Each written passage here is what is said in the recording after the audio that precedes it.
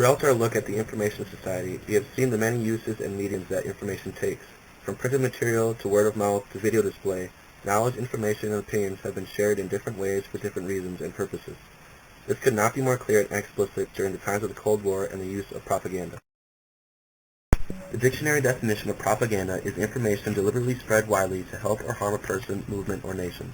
Every aspect of this definition was used between the opposing sides of this word war, aka the Cold War. The book Pressing the Fight looks to analyze the use of information as weapons and power. Two of the users of propaganda were the political parties of the United States. Each party had their own distinct way of revealing their ideas to the public of the U.S.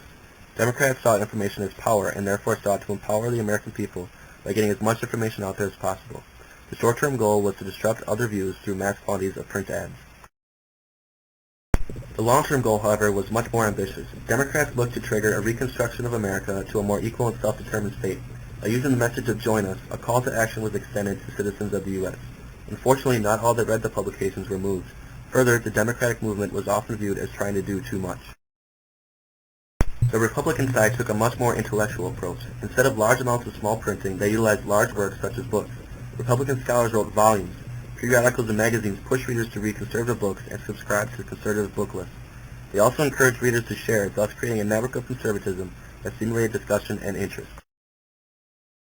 One effort was education by teaching the American public about the basics of communism and how society should function. Even pro-communist works were encouraged to understand what the other side was thinking and to gain knowledge to use in debates. They also tried to reverse communist propaganda on religion by expressing the human nature as individualistic, a religious and American ideal.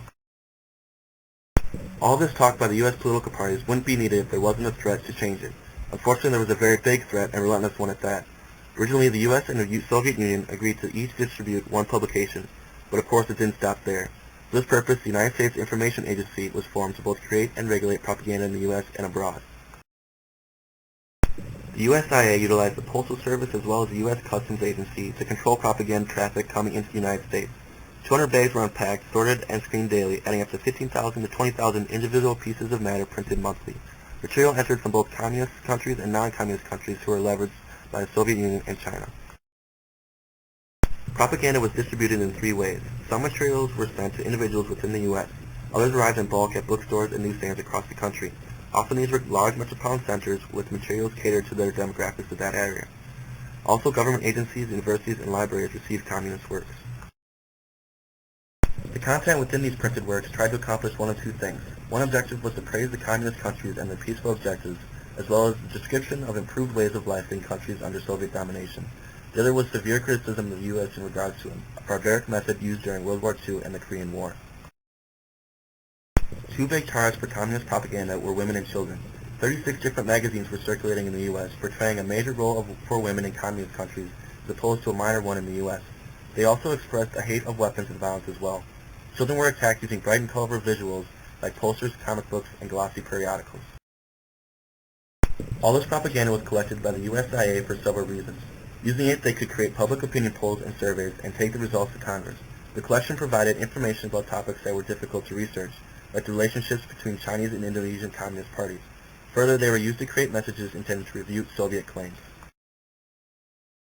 But the U.S. public was not the only World War front. Germany was one of the main battlegrounds when it came to the use of propaganda.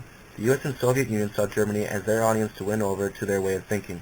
Each side again had their own way of accomplishing this task. The Soviets used a blunt and forceful approach while the U.S. took a more strategic and thoughtful strategy. The Soviet Union created their own government publishing unit called the Soviet Military Administration Publishing House, or the ISBA. This unit was first given the task of going through their occupation of Germany and remove unwanted literature, 1 million in all. They replaced them with publications created by the ISBA.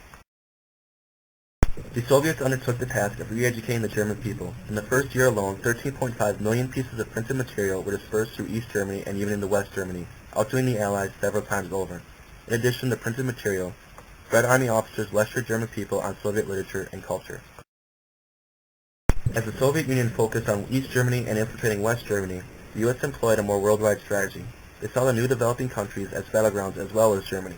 The USIA was also in charge of this work in addition to their work on the home front. While abroad, they ran into barriers as well as received help in their quest to free the name of the United States. Some problems that arose were political instability, economic underdevelopment, and a lack of infrastructure, making it hard for distribution. and once they got where they needed to go, literacy rates were often low. Nevertheless, an attempt was needed, and the formation of the Book Abroad program and Bookshelf USA occurred.